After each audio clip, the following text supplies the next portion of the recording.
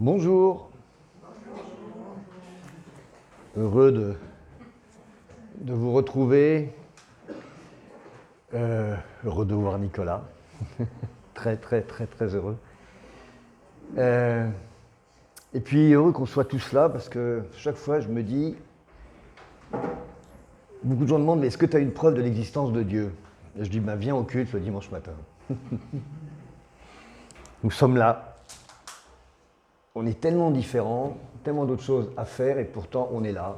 Alors plus ou moins nombreux, mais dans toutes les églises, il y a du monde. Et ça, personne ne nous force à venir. On ne le fait pas pour se faire plaisir, on ne le fait pas pour se dire ça sera bien. On le fait parce qu'on en a besoin. Et si on en a besoin, c'est parce qu'on a Dieu et parce qu'il existe. C'est tout bête, mais c'est essentiel. La semaine dernière, Emmanuel, vous avez parlé des pèlerins d'Emmaüs. C'était le dimanche de Pâques, de la tristesse et la déception des vaincus du premier tour, si je puis dire. Il y avait tant d'espoir, et puis finalement leur espérance avait été crucifiée. Ils avaient mis de longues heures pour reprendre l'espoir, justement, pour reconnaître finalement Jésus et pouvoir repartir au combat, puisqu'ils se précipitaient finalement, ils faisaient marche arrière, ils rentraient à Jérusalem pour annoncer la bonne nouvelle aux autres. Mais après. Et c'est ce dont je voulais parler aujourd'hui, en continuant donc cette réflexion de Manu le jour de Pâques, et après. Parce que ce et après, il nous concerne, nous, beaucoup, énormément. Je dirais même c'est quasiment la base de notre vie chrétienne, c'est et après. Alors, il y a un film comme ça qui s'appelait Le jour d'après, alors qui n'a rien à voir avec cette histoire-là, mais le titre, j'ai trouvé très intéressant parce qu'on est toujours dans l'instant présent, mais l'instant présent se termine et il y a la question de l'après qui se pose. Et pas un après sur le long terme, l'après du lendemain, l'après de l'heure qui suit, parce que toutes nos vies ne sont que des heures qui se suivent les unes après les autres. Aujourd'hui, vous savez, c'est le second tour. Ce soir, le vainqueur, féminin ou masculin, exultera. Son camp chantera, il y aura télévision, etc. Puis tout le monde va aller dormir, et puis demain matin, et après. On pourra tous se mettre au boulot, une fois terminé le sentiment d'avoir gagné une bataille importante. Pour ceux qui ont eu la chance d'avoir un enfant, la naissance du bébé, c'est un moment incroyable, de la souffrance, évidemment, mesdames, de la peur aussi, puis une joie absolue, incroyable. Puis une fois que le bébé est là, et après, c'était ça, oui, bon, maintenant, qu'est-ce que je fais? Notre conversion, alors ça, chacun a sa propre histoire. Moi, je me souviens, j'étais dans un camp en Suisse, j'avais 20 ans, il y avait Alain Fraisse, un des gars qui a fait plein de cantiques, donc une grande tente, on était des centaines ou des milliers, et après, dans un coin, je me suis converti, c'était extraordinaire, quel moment de joie. Puis je me suis endormi le lendemain matin, et après.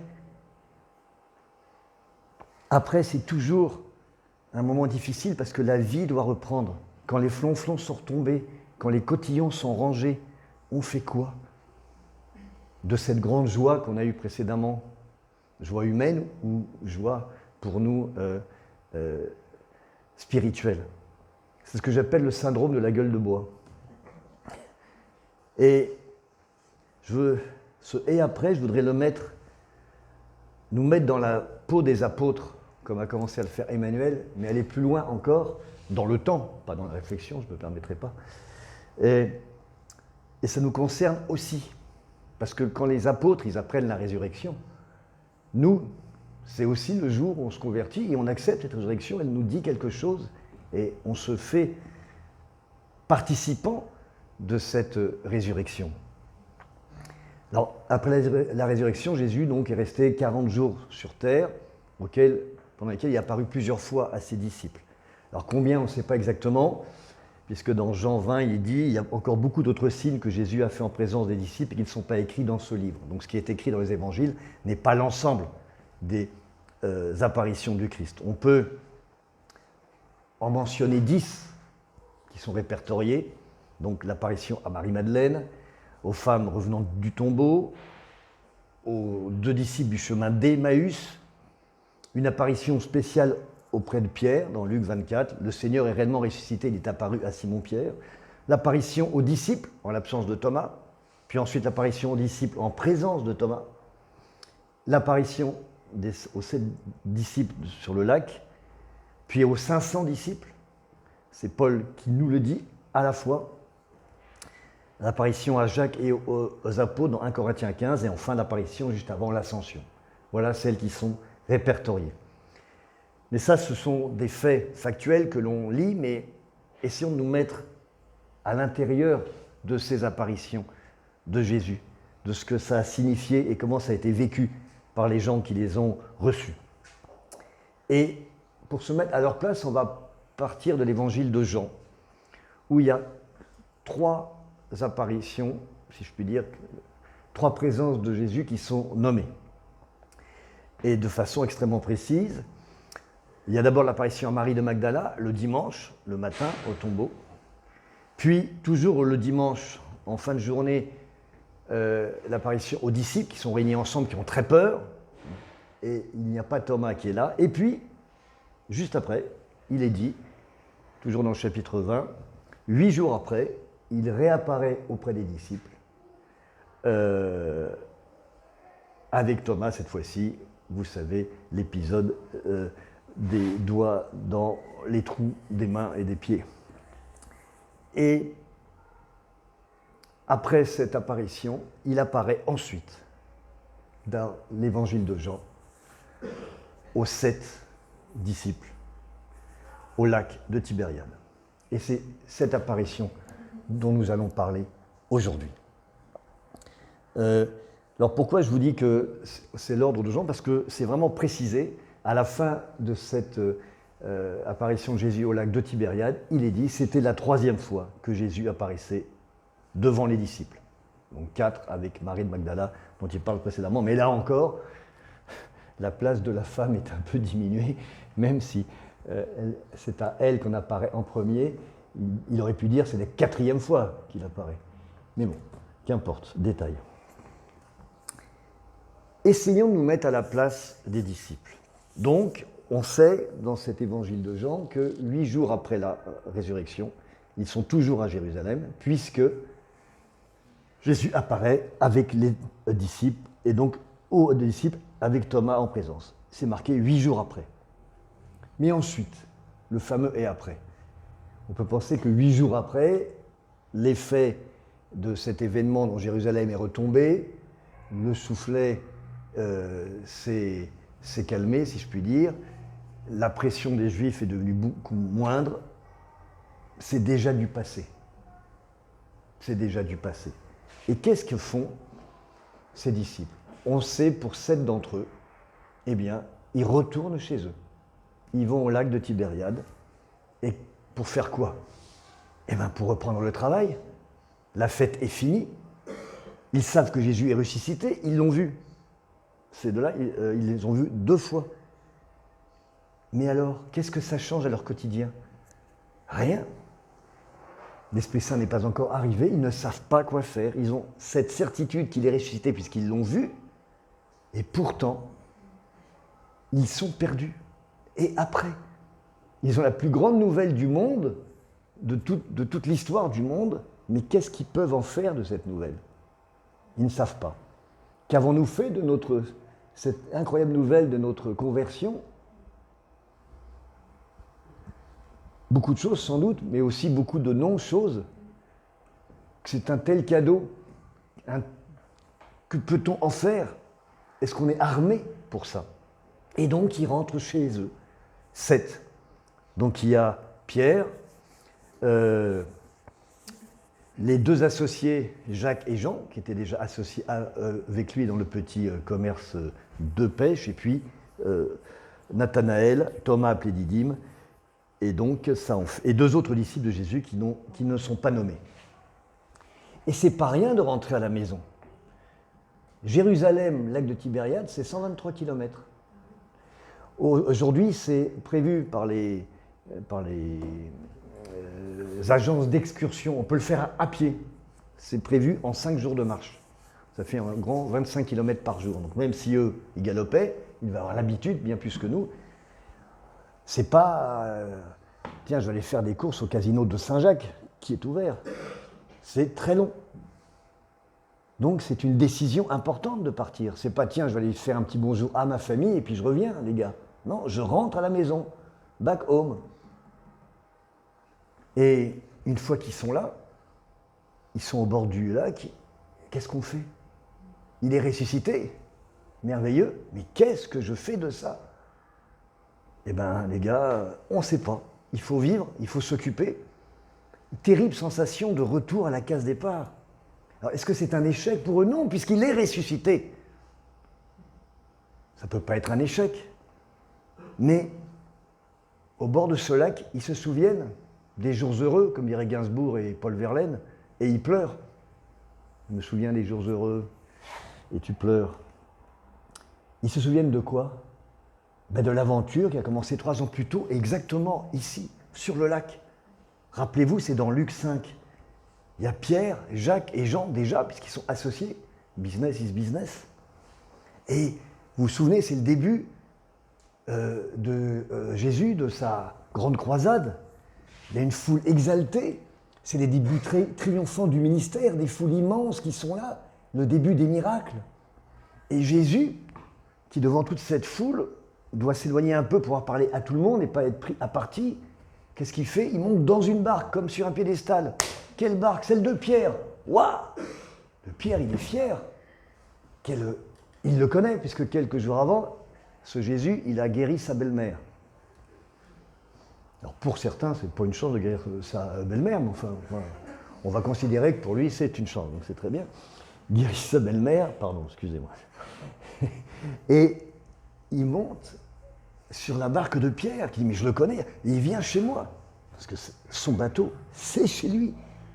Et non seulement, donc, quand Jésus est entendu par ces hommes, ben Pierre, il est forcément sur sa barque pour tenir le truc, donc il est en même temps, il fait partie de la gloire de Jésus, quelque part. Il est derrière la photo. Je ne sais pas si vous avez vu, ce soir, vous verrez quand on va interviewer les vainqueurs ou les gens qui entourent les vainqueurs, ils seront là, puis derrière, il y a deux, trois gars qui sont là. Ouais, je suis là, ils sont sur le film. Je me vois, je profite de la gloire de ce moment-là. Et en plus, une fois que le discours est terminé, Jésus pourrait redescendre de la barque. Mais non, les gars, souvenez-vous, tu te souviens, Jacques, tu te souviens, Jean, qu'est-ce qu'il a fait? Il nous a dit, allez, on va pêcher sur notre barque. Il y en a partout des barques, c'est la nôtre.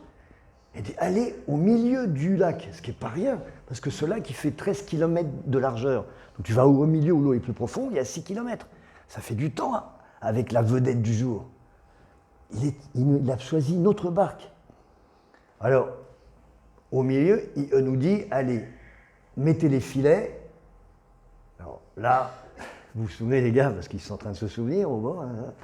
Bon là, il nous a pris un peu pour des clampins, parce que nous, on est pêcheurs. Lui, c'est un type extraordinaire, c'est un homme incroyable, mais c'est un touriste, question pêche. Parce que nous, on a passé toute la nuit précédente, il n'y a rien. Rien. Donc c'est pas la peine. Mais bon, c'est quand même un homme incroyable. Puis il y a des gens qui nous regardent, même de loin. On va faire ce qu'ils demandent. On envoie les filets. Et là, ce qu'on appelle la pêche miraculeuse. Les gars, vous vous souvenez? Ah oui, ça fait déjà 3 ans. Mais oui, on tirait de partout les filets. Il y en avait plein, des poissons. Là où il n'y avait rien pendant toute la nuit, il y en avait plein. C'est même dit dans le texte que les filets ont explosé, se sont déchirés tellement il y avait des poissons. Et même, ils ont dû appeler une deuxième barque pour tout mettre dessus. Et les 2 barques, il est dit qu'elles sont presque au bord de chavirer, tellement le poids des poissons est important. Vous vous souvenez, les gars, la panique qu'on a eue quand on a vu ça?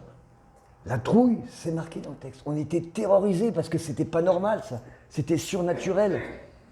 Et moi, j'ai rien fait, Pierre. Mais tu rigoles, dit Jacques et Jean. Toi, t'étais le premier, t'étais terrorisé, tu t'es jeté à genoux au pied du maître en disant « Mon Dieu, t'avais le trouillomètre à 0 ». Et tout le monde s'est mis à genoux, tellement on avait peur, de couler, parce que ça débordait de partout, et ensuite devant ce miracle incroyable. Et à ce moment-là, est-ce que vous vous souvenez de la phrase qu'il a dit? Attends, je me souviens, oui, je me souviens bien. Il a dit, à moi Pierre, il m'a dit, ne crains point, désormais tu seras pêcheur d'hommes. On n'a pas tout compris, les gars, hein, sur le moment. Mais on a senti que c'était important, là, ce qu'il nous disait. Et qu'est-ce qu'on a fait? On était fous, on était jeunes, on avait 3 ans de moins. On a ramené les barques avec lui et on est parti avec lui. On a tout plaqué, la belle-mère guérie, la famille.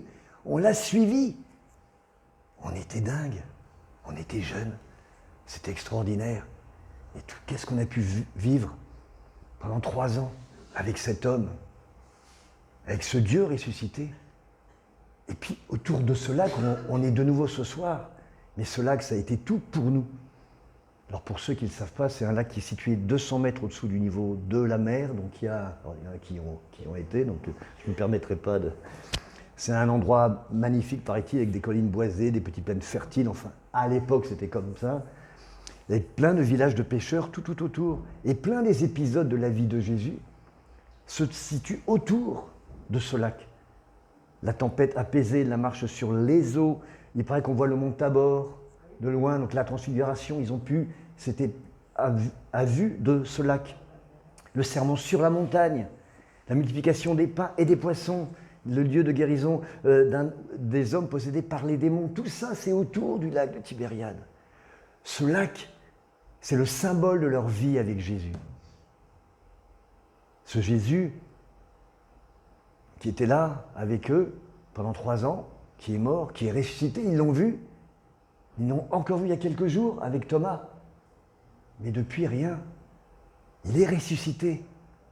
Mais après, eh bien les gars, il y a un grand silence à ce moment-là. Une nostalgie énorme quand on se retrouve nous-mêmes dans un endroit, l'endroit du premier amour, du premier baiser. On revient, il y a encore le banc, il y a encore l'arbre, il y a encore la petite cabane. Mais c'est plus pareil. Il y a une nostalgie terrible qui se met en place. L'amour qu'on a pour la femme qu'on a rencontrée ou l'homme qu'on a rencontré à cet endroit-là, il est toujours là, mais... Et après? Alors, qu'est-ce qu'on fait les gars? Qu'est-ce qu'on fait? Eh bien, on va se bouger. On devient tout mou, là, à faire jouer la nostalgie. Alors, on va pêcher, on sait faire que ça. Ça nous occupera. Et puis, il faut faire rentrer de l'argent à nouveau, parce que maintenant, il n'y a plus de caisse commune qui nous a fait vivre pendant 3 ans. Il y a nos familles qui ont besoin de nous. Il n'y a plus les gens qui nous aidaient. C'est terminé. Alors, c'est reparti. Exactement comme il y a 3 ans. Ils repartent les 7 sur leur barque. Ils vont au milieu du lac, comme il y a 3 ans. Mais là, il n'y a plus de foule, il n'y a plus rien, il n'y a plus personne. Et ils remettent le filet, comme il y a 3 ans. Toute la nuit, comme il y a 3 ans. Et comme il y a 3 ans, chou blanc. Rien. Et cette fois, il n'y a pas un Jésus qui avait que dans la barque pour faire un miracle. Dis donc, les gars, et si c'était mieux avant? Si c'était mieux avant la résurrection? Tu imagines le découragement des 7 au petit matin? Tout ça pour ça, depuis 3 ans? Pourquoi je me suis converti? Pourquoi j'ai cru au Christ mort et ressuscité? Pourquoi je le sais, j'en suis persuadé, parce que le dimanche matin, je suis là et que je partage cette foi avec vous. J'ai autant de soucis qu'avant, boulot, famille, santé. Il n'est pas là quand j'ai besoin de lui. J'ai pas l'impression. Alors à quoi bon sa résurrection? À quoi bon ma conversion? Je dis pas que ce n'est pas vrai, mais ça ne me sert à rien. C'était peut-être mieux avant, quand j'y croyais pas. Allez les gars, on rentre. On a bossé toute la nuit, il n'y a rien. Inutile d'insister. Alors ils rentrent. Ce que je vous raconte là, c'est plus Luc 5, c'est Jean 21. Et à 100 mètres du rivage, 100 mètres, parce que c'est écrit, à 100 mètres du rivage, donc après les kilomètres qu'ils ont fait, donc tout près du rivage, il y a un type sur la berge qui fait des grands signes. 100 mètres, on arrive à voir, mais pas distinctement. Oh, vous avez vu les gars, il y a encore un fêtard là, qui a oublié d'aller se coucher. Qu'est-ce qu'il fait à 5 h du matin sur le bord là? Attendez, il nous parle. Vous entendez? Qu'est-ce qu'il nous dit? Il nous demande si on a un truc à manger. Non mais il a un culot lui. Non seulement il fait la fête toute la nuit, on a bossé, en plus il a mangé. Et la réponse est claire, c'est non. Point d'exclamation. C'est pas je vous en prie, c'est non. Sous-entendu, un gros mot va te faire, etc. Et qu'est-ce qu'il dit maintenant? Il dit encore quelque chose, mais il doit être complètement... Il nous dit, t'entends Jean, de jeter le filet à droite de la barque et qu'on y trouvera du poisson. Non mais alors là, non mais là c'est pas possible. C'est un comique. Vous savez les gars, on va lui donner une leçon. On va juste jeter, on est à 100 mètres, ça rien. On va lui montrer qu'il n'y a rien. Ensuite on rentre avec le filet vide, on ira lui montrer ce que c'est que des professionnels. On lui fera un peu sa fête. Quoi les gars? Vous dites que le filet est plein? Non mais vous, c'est pas possible. C'est quoi ce tour de passe-passe? Et à ce moment-là, il y a Jean qui regarde Pierre de façon complètement blême. C'est lui. Quoi, Pierre? Tu dis que c'est lui? C'est notre Seigneur? C'est pas... Mais oui, dit Pierre, bien sûr. J'étais aveugle. Il m'appelait et je ne reconnaissais pas sa voix. Il me faisait des signes et je ne voulais pas les comprendre. Il me donnait un conseil et j'ai failli ne pas le suivre. Je suis très mal là, sur mon lac abandonné. Et lui, il ne m'abandonne pas, il vient à moi. Et heureusement qu'un frère, toi Jean, tu m'as indiqué sa présence, que je ne voyais pas. Mais toi, tu l'as vu pour moi. Alors là, les amis, excusez-moi, moi Pierre, je ne peux pas attendre. Hein. C'est extraordinaire, il est revenu, je dois le rejoindre. Attends, Pierre, t'es tout nu, t'es à poil. Parce que toute la nuit, il faisait chaud. Non, c'est pas possible, c'est marqué, je suis tout nu. Aïe, aïe, aïe. Je ne peux pas aller voir Jésus. Je ne peux pas aller voir mon Dieu tout nu, déshabillé de mes vêtements de la foi, de la prière, de l'espérance. Je ne peux pas être devant Dieu en étant débraillé. Alors vite, je me rhabille, je me remets dans l'état de le retrouver. La foi, la joie, le bonheur, la prière. Et qu'est-ce que je fais? Je ne peux plus d'attendre. Je me jette à l'eau. Il se jette à l'eau, Pierre. Alors, il n'y a que 100 mètres, donc l'eau, il à pied. Ça aurait été plus intelligent de se jeter à l'eau tout nu, les vêtements là, et d'aller s'habiller sur le truc. Non, je m'habille d'abord, pour être présentable, et je me jette à l'eau, et j'y vais. J'ai trop envie de le retrouver. Je m'étais trompé sur lui. Il était là, je ne le voyais pas, mais il m'attendait. Et les gars, vous ramenez la barque et les poissons. Il arrive, Pierre. Et qu'est-ce qu'il voit? Un petit pique-nique. Il y a un feu qui a été préparé. Jésus a posé sur ce feu les petits poissons. Et les pains sont là. Bed and breakfast. C'est pas possible. Il a préparé le repas. Il s'occupe de moi. Il me nourrit. Il m'attend personnellement. Il n'y a pas une foule à nourrir là. Je ne suis rien. On n'est que 7. Mais les petits pains et les poissons, cette fois, c'est que pour nous 7. Précisément, toi Pierre, toi Nathanaël, toi Jean, toi Jacques. Je vais vers Jésus. Je suis tellement heureux de le voir. Et il me dit, va chercher les poissons. Non, attends, excuse-moi. Je ne veux pas, mais enfin, ça ne sert à rien. Ils sont préparés. Tu en as fait cuire qui sont suffisamment. Il y en a suffisamment. On n'est que 7 avec toi et 8. Et puis, tu n'as pas besoin des produits de ma pêche. Et puis, en plus, franchement, c'est toi qui as fait tout le travail. Moi, j'ai juste jeté, j'ai repris. Si, Pierre, va les chercher. Ton travail, à mes yeux, il est très, très important. Je vais même te dire, il y a 153 grands poissons dans ton filet. Ils représentent beaucoup pour moi. Attends, tu connais leur nombre exact? On a tiré. Oui, il y en a 153. Chacun d'entre eux est très important. Attends, mais il y en a des millions de poissons dans ce lac. Oui, mais puisque c'est toi qui les as ramenés dans ton filet, j'en veux en oublier aucun. Tu as remarqué, Pierre, il y a 3 ans, au même endroit, au milieu de la foule, tu en avais ramassé plein, les filets avaient craqué, les barques avaient failli sombrer, il y avait eu des cris, de la panique. Tu n'étais pas prêt à pêcher pour moi. Trop de précipitation, d'impréparation, d'ignorance, d'incompréhension.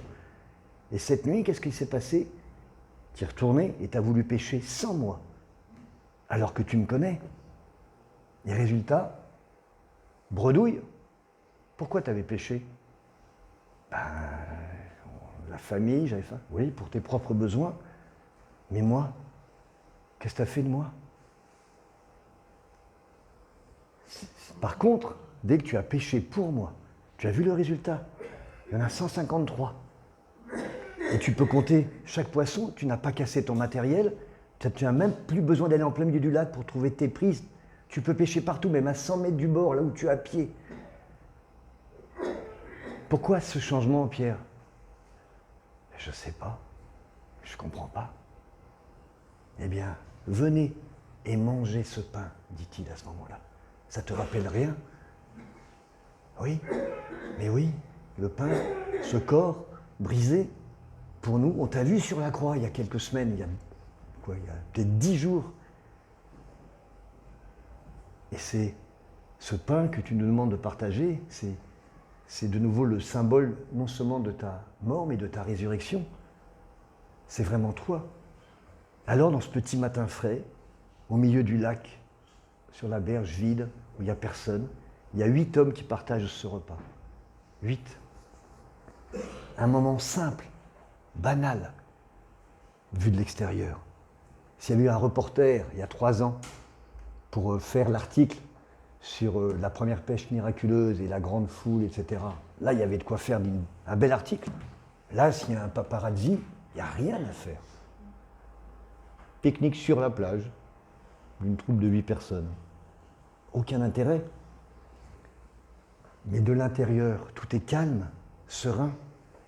Et après, je disais, pour commencer, le voilà notre et après. Avant, on était dans le trouble, on était dans le bruit, on était dans l'anonymat. Et après, on est dans la paix, dans le silence et dans la relation personnelle. On est avec un Dieu près de chacun de nous, attentif à chacun de nos besoins, entré dans notre intimité quotidienne qui devient une intimité apaisée. Mais ça ne fonctionne que à une seule condition, et c'est la suite du chapitre. Un Dieu qui ne nous demande qu'une seule chose, toujours, comme il la demande à Pierre, une fois le repas terminé, une fois qu'il a le ventre plein, l'esprit calme, l'âme sereine, une fois que Dieu a fait le travail pour « calme-toi, calme, tout va bien, je suis là ». Et qu'est-ce qu'il demande à Pierre 3 fois? « M'aimes-tu » Il ne lui demande pas « est-ce que tu vas faire le boulot pour moi? Est-ce que tu vas t'engager? Est-ce que tu m'aimes » 3 fois. Parce que c'est la seule chose qui importe à Dieu. Est-ce que nous l'aimons? Si nous ne l'aimons pas, c'est tout ce que vous voulez, de la philosophie, de l'admiration, je ne sais pas ce que c'est, du fan club, mais c'est vide. Et si on est ici ce matin, c'est parce que nous l'aimons. Sinon, il n'y a aucune raison de s'embêter le dimanche matin alors qu'il fait beau, après une semaine pourrie, de venir ici. C'est parce que nous l'aimons. Et c'est parce que nous l'aimons qu'on s'aime. Alors on fait ce qu'on peut, on s'aime plus ou moins bien, on est là qu'on aime plus que d'autres, parce que c'est comme ça, mais sur le fond, on s'aime profondément. M'aimes-tu? Oui, je t'aime 3 fois. Et quelle est la conséquence alors de cet amour, quand Pierre a répondu ça? Oui, je t'aime, tu le sais, il est triste, mais oui, je t'aime, tu me connais, je t'aime. Alors je ne ferai pas le rapport avec les 3 fois, vous savez, le coq, c'est une autre prédication. La conséquence de cet amour, Jésus lui dit, paie mes brebis. C'est-à-dire, occupe-toi de tes frères et sœurs, occupe-toi de mes enfants. La conséquence de l'amour que nous avons pour Dieu, parce que Dieu nous aime, c'est de s'occuper des autres et de leur faire connaître notre Sauveur ressuscité. Paie mes brebis. Alors, et après, l'évangile se termine comme ça. Il est dit ensuite donc il y a ensuite tout l'épisode où Pierre et Jean, enfin Pierre commence à se... Est-ce que ça va être Jean qui va vivre plus longtemps que moi? Enfin, de nouveau, l'humanité qui se met en place pour des questions qui ne sont pas très très intéressantes. Mais ce qui est magnifique dans cette dernière présence de Jésus dans l'évangile de Jean, c'est ce calme, c'est cette simplicité, c'est cette évidence. Le « et avant » de cette pêche de Luc 5 est devenu le « et après » de cette pêche encore plus simple, mais miraculeuse parce qu'elle a réuni de façon extraordinairement belle et douce ce Dieu avec ces 7 hommes qui étaient revenus sur les lieux de leur première rencontre. revenons nous aussi au lieu de notre première rencontre avec notre Seigneur. Revenons au moment où nous apprenons qu'il est ressuscité, où nous l'acceptons. Et le « et après », ne le vivons pas comme un moment comme un baby blues, comme un moment de « il manque rien ». Il ne manque rien, il est toujours là, au bord de la berge, et pas au milieu d'une foule de 3000. Il est au bord de la berge de chacun d'entre nous, à nous faire des signes, à vouloir nous donner des conseils, à être présent, à vouloir nous nourrir. Et si on ne le voit pas, comme les pèlerins d'Emmaüs ne l'avaient pas vu, eh bien, il va donner des moyens d'être vu, soit directement, soit par un frère. Mais regarde, c'est Jésus, c'est lui. Soyons ouverts à ce miracle absolu. Il nous reste un peu de temps. Je vous ai paraphrasé ces deux moments. J'aimerais maintenant les lire pour que vous les entendiez différemment. Ils sont très très courts, je vous rassure. Et qu'on le remette dans le contexte tel que j'ai osé le raconter pour qu'on se quitte sur un texte vraiment sacré. Donc, Luc 5. Comme Jésus se trouvait auprès du lac de Génézareth, Tibériade c'est pareil, et que la foule se pressait autour de lui pour entendre la parole de Dieu, il vit au bord du lac 2 barques, d'où les pêcheurs étaient descendus pour laver leurs filets. Il monta dans l'une de ces barques qui était à Simon, et il le pria de s'éloigner un peu de terre. Puis il s'assit de la barque et il enseignait la foule. Lorsqu'il eut cessé de parler, il dit à Simon, « Avance en pleine eau et jetez vos filets pour pêcher. » Simon lui répondit, « Maître, nous avons travaillé toute la nuit sans rien prendre, mais enfin, sur ta parole, je jetterai le filet. » L'ayant jeté, ils prirent une grande quantité de poissons et leurs filets se rompaient. Ils firent signe à leurs compagnons qui étaient dans l'autre barque à venir les aider. Ils vinrent, ils remplirent les 2 barques au point qu'elles enfonçaient. Quand il vit cela, Simon-Pierre tomba aux genoux de Jésus et dit « Seigneur, retire-toi de moi parce que je suis un homme pécheur. » Car l'épouvante l'avait saisi, lui et tous ceux qui étaient avec lui à cause de la pêche qu'ils avaient faite. Il en était même de Jacques et de Jean, fils de Zébédée, les associés de Simon. Alors Jésus dit à Simon, « Ne crains point, désormais tu seras pêcheur d'hommes. » Ayant ramené les barques à terre, ils laissèrent tout et le suivirent. Avant, 3 ans plus tard, même lieu, Jean 21. Après cela, d'être apparu devant les disciples et Thomas, Jésus se montra encore aux disciples sur les bords de mer de Tibériade. Et voici de quelle manière il se montra. Simon-Pierre, Thomas, appelé Didyme, Nathanaël de Cana en Galilée, les fils de Zébédée et 2 autres disciples de Jésus étaient ensemble. Simon-Pierre leur dit, « Je vais pêcher. » Ils lui dirent, « Nous allons aussi avec toi. » Ils sortirent et montèrent dans une barque, et cette nuit-là, ils ne prirent rien. Le matin étant venu, Jésus se trouva sur le rivage. Mais les disciples ne savaient pas que c'était Jésus. Jésus leur dit, « Enfants, n'avez-vous rien à manger ?» Ils lui répondirent, « Non !» Il leur dit, « Jetez le filet du côté droit de la barque et vous trouverez. » Ils le jetèrent donc, et ne pouvaient plus le retirer à cause de la grande quantité de poissons. Alors le disciple que Jésus aimait dit à Pierre, « C'est le Seigneur !» Et Simon-Pierre dit qu'il eut entendu que c'était le Seigneur, mit son vêtement et sa ceinture, car il était nu, et se jeta dans la mer. Les autres disciples vinrent avec la barque, tirant le filet plein de poissons, car ils n'étaient éloignés de terre que d'environ 200 coudées, 100 mètres. Lorsqu'ils furent descendus à terre, ils virent là des charbons allumés, du poisson dessus et du pain. Jésus leur dit, « Apportez des poissons que vous venez de prendre. » Simon-Pierre monta dans la barque et tira à terre le filet plein de 153 grands poissons. Et quoiqu'il y en eût tant, le filet ne se rompit point. Jésus leur dit, « Venez, mangez. » Et aucun des disciples n'osait lui demander, « Qui es-tu » sachant que c'était le Seigneur. Jésus s'approcha, prit le pain et leur en donna. Il fit de même du poisson. C'était déjà la 3e fois que Jésus se montrait à ses disciples depuis qu'il était ressuscité des morts.